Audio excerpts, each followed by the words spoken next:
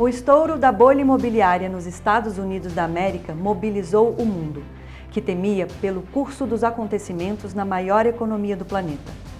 O ano de 2008 entrou para a história pelo surgimento de uma crise que ameaçou a atividade econômica internacional.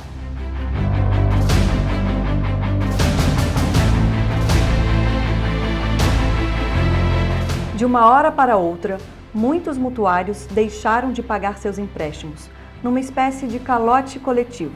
Os imóveis destes mutuários, que não pagaram suas prestações, foram devolvidos e voltaram para o mercado de venda. No contexto, um movimento brusco que gerou reações em cadeia. Como consequência, despencaram os preços dos imóveis para venda, num mercado achatado pelo acentuado desequilíbrio entre a oferta e a procura.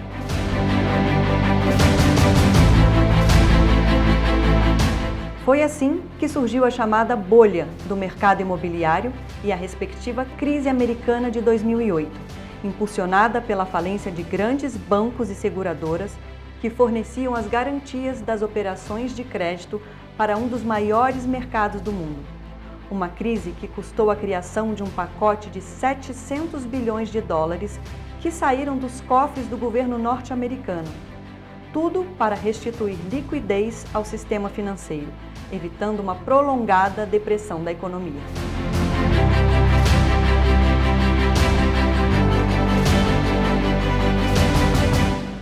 Quem não se lembra do corre-corre dos mercados quando estourou a bolha imobiliária nos Estados Unidos?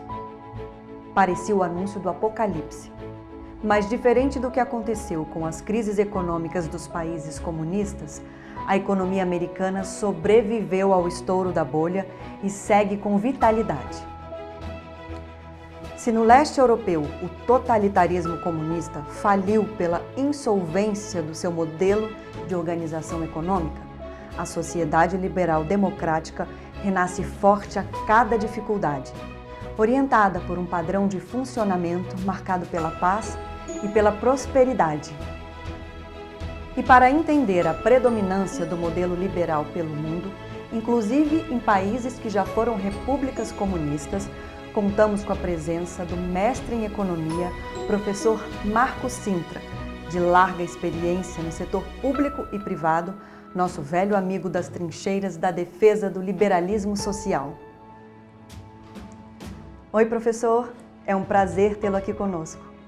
Bom, é um prazer muito grande e eu cumprimento a todos estar participando aqui desse curso de formação política do Instituto Índigo e com certeza será extremamente útil para nós entendermos, né, o que é que se defende naquela instituição e o que é um liberalismo moderno. De modo que é um prazer muito grande poder estar aqui com todos os internautas discutindo esse tema com você.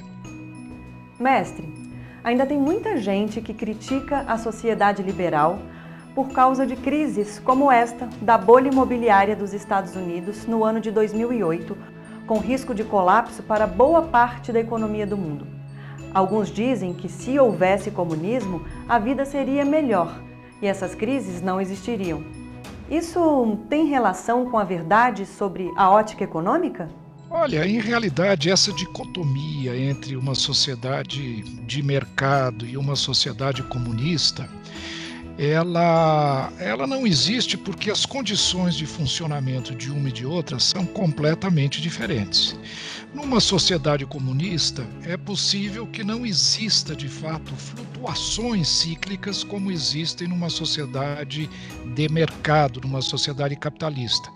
Por outro lado, a sociedade comunista de planejamento central, onde não existiria de fato tanta oscilação, é uma sociedade incapaz de gerar riqueza. Portanto, nós teríamos numa sociedade comunista uma estabilidade na pobreza. E eu não vejo vantagem nenhuma em ter uma estabilidade na carência de recursos, na pobreza, na falta de saúde, na falta de educação e na falta de infraestrutura. Ao passo que uma sociedade capitalista, ainda que existam de fato oscilações cíclicas, essa oscilação segue uma onda de crescimento e de expansão notável. notável ao longo dos últimos séculos no mundo inteiro. Portanto, existe claramente, inequivocamente, uma grande vantagem das sociedades de mercado relativamente às sociedades dirigistas, comunistas, socialistas, aonde o planejamento central é que dita as regras do funcionamento da economia. Esse sistema, historicamente, fracassou. É só olharmos a evidência empírica e chegaremos a essa conclusão. Muito se ouve sobre o chamado liberalismo clássico e o neoliberalismo. Onde começa e onde termina cada um deles?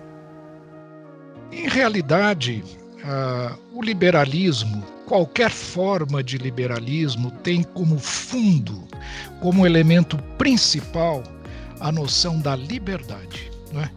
E quando se fala em liberdade, se diz tanto a liberdade individual das pessoas, quanto a liberdade para as ações que essas pessoas praticam no seu dia a dia. Então é muito importante esse conceito. Todo liberal, seja ele neoliberal, liberal clássico, até o libertário, todos eles, até não, principalmente o libertário, ele coloca no centro da sua percepção a ideia da liberdade. A liberdade do indivíduo, ela propicia mais criatividade, ela desenvolve dentro das pessoas uma ideia e uma ambição de progresso, de satisfação e de bem-estar para si e para a sua família, que é muito saudável no funcionamento de uma economia. Portanto, o liberalismo em si, ele floresce sob a égide da liberdade. A diferença entre algumas matizes de liberalismo se restringe, por exemplo, a que papel o Estado deveria ter dentro de uma economia liberal, maior ou menor, se em algumas atividades existem, por exemplo, monopólios naturais, aonde se justificaria uma entrada mais visível do governo no funcionamento. Então, são nuances que, em realidade, não distinguem com nenhuma clareza ou com nenhum marco divisório as várias nuances do liberalismo, né? O que existe sim uma grande diferença entre o liberalismo e o socialismo, entre o comunismo. Esse sim, aí são visões de mundo completamente diferentes.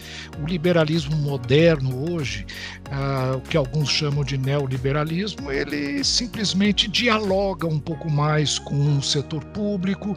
O mundo hoje atravessa um momento de grande desenvolvimento, de muita inovação, e circunstâncias novas vão surgindo ao longo do tempo, e o liberal, sempre preservando o conceito da liberdade individual, institucional, pessoal, ele vai dialogando nas mais variadas formas com o Estado, com entidades representativas de classe. Isso não descaracteriza o liberalismo, apenas o qualifica e faz com que determinados matizes sejam ligeiramente diferentes de outros, mas a essência é a mesma, é o primado da liberdade. Mas os especialistas reconhecem que há diferenças entre os modelos liberais de economia ao redor do mundo. Quais são as principais diferenças e o que muda de um modelo para o outro? Quais as principais mudanças necessárias para que um país liberal tenha uma economia mais comprometida com o bem-estar social? Olha, essa é uma excelente pergunta, não é? Porque eu fiz uma distinção que eu espero ter transmitido a todos os internautas da grande divisão que existe entre aqueles que preservam a liberdade e aqueles que entregam a sua liberdade ao Estado e deixam o Estado dirigir a vida no dia a dia dos cidadãos, né? Esse é o comunismo ou o socialismo. O liberal é aquele que prima pela liberdade. Esta é um elemento fundamental. Isso distingue esses dois grupos. Agora, dentro do grupo daqueles que preservam o conceito da liberdade como fundamental, há algumas diferenças. Por exemplo, existem formas de liberalismo radical aonde cada indivíduo é jogado à sua própria sorte, digamos assim, aonde se dá a liberdade total do indivíduo, mas, por outro lado, a sociedade não se julga responsável pelo resultado do funcionamento desse sistema e que, modernamente, nós estamos vendo, tem gerado muitas iniquidades, muita distribuição de renda bastante perversa, com muita riqueza convivendo com excessiva pobreza. Então, o liberalismo social que a Fundação Índigo, por exemplo, defende, é uma forma de liberalismo que, como eu disse, preserva um pouco aqueles que não conseguiram obter o pleno sucesso ao longo da sua vida, criando uma camada de proteção, uma proteção social mínima, como, por exemplo, seguro-desemprego, atendimento de saúde e educação para todos, independentemente de renda. Então, o liberalismo social, o liberalismo que hoje existe no mundo com maior prevalência, é esse liberalismo que não deixa à margem aqueles indivíduos que não conseguiram sucesso por várias razões, seja por razões médicas, seja por razões psicológicas, seja por falha no processo educacional, seja por doenças. Então, o liberalismo social providencia, não é, se preocupa com esses cidadãos e oferece a eles esta rede de proteção. Agora, o fundamental no liberalismo, independentemente disso, é que quem obtém sucesso, quem trabalha, quem se dedica, quem é inovador, quem estuda, quem inova, deve receber os frutos desse esforço e, consequentemente, deve reconhecer os méritos do seu trabalho e usufruir dos méritos desse trabalho. Essa é a principal diferença. Como eu disse, o liberalismo social ele tem um olhar para aquele que tem menos renda, aquele que obteve menos sucesso, lhe dando uma condição de sustentabilidade melhor do que se ele simplesmente fosse abandonado pela sociedade dentro desse preceito de absoluta liberdade. É uma liberdade, sim, porém uma liberdade que faz com que todos os indivíduos de uma sociedade participem, ainda que minimamente, dos frutos do que essa sociedade produz. Professor, o globo terrestre do século XXI era dividido entre países de economia comunista e nações que tinham suas economias orientadas pelo liberalismo. O que marcava essa diferença entre a vida comunista e a vida num país liberal para as pessoas? O que marcava a diferença para a vida dos cidadãos entre um modelo e outro, para a produção de riqueza, geração de emprego e oportunidades de um modo geral?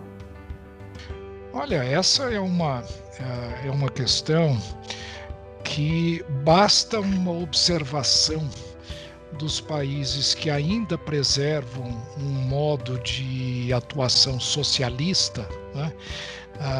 As condições em que eles vivem relativamente aos países que aderiram à economia de mercado, né? Quando vamos, por exemplo, a países como a Coreia do Norte, a Venezuela, que era um país riquíssimo enquanto preservava os valores da economia de mercado, mas que com o socialismo bolivariano acabaram gerando este foco enorme de pobreza, de carência. Esses fatos demonstram a diferença entre o sucesso da economia de mercado e o sucesso das economias comunistas. Historicamente, a União Soviética é o maior exemplo do fracasso, né, assim, retumbante deste modelo. Foi uma experiência que durou bastante tempo, décadas, praticamente 70 anos, durante o qual a sociedade soviética não foi capaz de mostrar qualquer indicação de superioridade do regime comunista frente às economias de mercado. O exemplo mais patente e mais evidente é o caso da cidade de Berlim. É um mesmo país, o mesmo povo, as mesmas circunstâncias de vida, a mesma tradição cultural, mas que foi dividida ao meio, de um lado o regime de mercado, do outro lado o regime soviético comunista, e geraram duas economias absolutamente distintas do ponto de vista de qualidade de vida, do ponto de vista de progresso e de desenvolvimento. Portanto, me parece que as diferenças são evidentes, né? Não há que se ter qualquer diferença dificuldade em verificar que um regime propicia desenvolvimento, liberdade, felicidade individual, ao passo que o outro propicia apenas, quem sabe, a felicidade e o desenvolvimento dos dirigentes do Estado, né?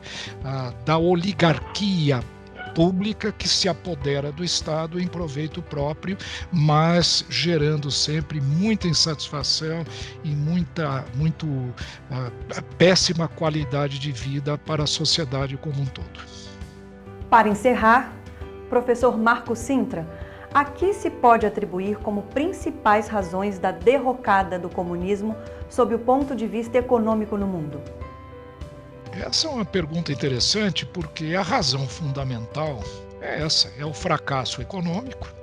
O fracasso econômico gera crises políticas, as crises políticas acabam descambando para o autoritarismo político e, historicamente, tem levado até situações de genocídio, de verdadeiras carnificinas em termos de conflitos que tem gerado no mundo comunista, historicamente. As duas razões fundamentais que eu atribuo esse fracasso, uma é esse fracasso econômico, e o outro é a ausência de democracia, que quem sabe seja até fruto desse fracasso econômico, né? Esses dois fenômenos, a pobreza e ao mesmo tempo o autoritarismo, levaram à derrocada de todos aqueles que ainda defendem um regime comunista, como esses poucos países que ainda existem no mundo de hoje. Mas essas duas razões são fundamentais. E interessante ainda é que poderiam falar, e a China? A China é um país formalmente comunista, mas com um grande desenvolvimento. E essa é uma questão muito interessante. É uma economia que, do ponto de vista formal, quem sabe organizacional, pode ser caracterizada como uma economia dirigista, uma economia com tinturas socialistas, mas que, do ponto de vista econômico, abraçou os mecanismos de mercado, abraçou os mecanismos capitalistas. Portanto, é um regime híbrido, onde a política é socialista, mas a economia é capitalista, que está dando esses resultados muito positivos. De modo que eu acredito que, historicamente, está mais do que comprovado, o regime socialista ou comunista, que é uma forma mais exacerbada do socialismo, não deram certo, nem do ponto de vista econômico, nem do ponto de vista social, muito menos do ponto de vista cultural. Enfim, é um modelo que custou muitas vidas, custou mais de um século. Exemplos de desperdícios, de perdas de recursos e de vidas muito acentuada, e que eu acredito que tenderá a desaparecer. Por outro lado, o liberalismo, adotando alguns preceitos das economias modernas, quem sabe alguma coisa de boa que possa ter existido nas economias socialistas, que é o interesse da coletividade, absorvendo essas tinturas de preocupação social, o socialismo liberal ou social-liberalismo, que a Fundação Índigo defende, é o meio do caminho, é aquela fórmula que garante progresso econômico e, ao mesmo tempo, bem-estar social, político e, sobretudo, estabilidade. De modo que eu acredito que o comunismo e o socialismo são propostas tendentes a desaparecerem no mundo ao longo do tempo. Professor, agradecemos pela oportunidade de mais esta aula, na expectativa de nosso próximo encontro nesta ou outra unidade do nosso curso de formação política do Instituto Índigo, do Partido Social Liberal. Foi um prazer muito grande ter participado, ainda que muito brevemente, dessa conversa, desse bate-papo. Eu espero sim poder ter a oportunidade de repetir ou, quem sabe, aprofundar essa conversa. Mas deixo aqui os meus parabéns à Fundação Índigo. Eu acho que esse é um tema que precisa ser muito discutido na sociedade brasileira, que ainda se sente muito atraída por ideias socializantes, por ideias coletivistas e que são altamente ilusórias. Elas apelam num primeiro momento, mas a realidade do dia a dia da implantação desses regimes, ela mostra o fracasso desses conceitos e, portanto, essa discussão certamente ajudará o Brasil a escolher os rumos corretos, rumo à prosperidade, rumo ao desenvolvimento e rumo a um melhor padrão de vida para todos nós.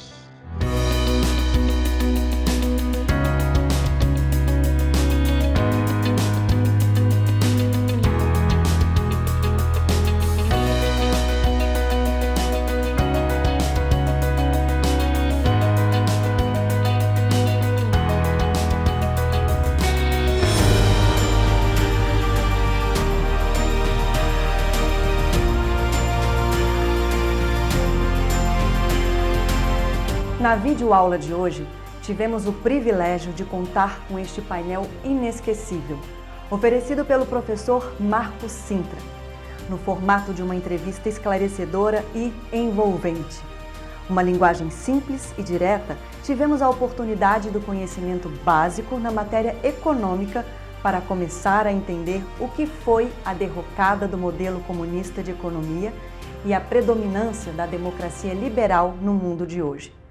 Pegando o caso da bolha imobiliária dos Estados Unidos da América como gancho, abordamos as vantagens de funcionamento da economia da sociedade de mercado sobre o funcionamento da atividade econômica dos regimes comunistas. Na abordagem sobre as diferenças de funcionamento das economias de cada regime, a exposição do professor deixou claro que a liberdade do indivíduo está na raiz da divergência entre estes modelos de economia. Com o mesmo brilho da primeira parte da nossa aula-entrevista, o professor Marcos Cintra traçou as linhas básicas que separam as ideologias em campos opostos.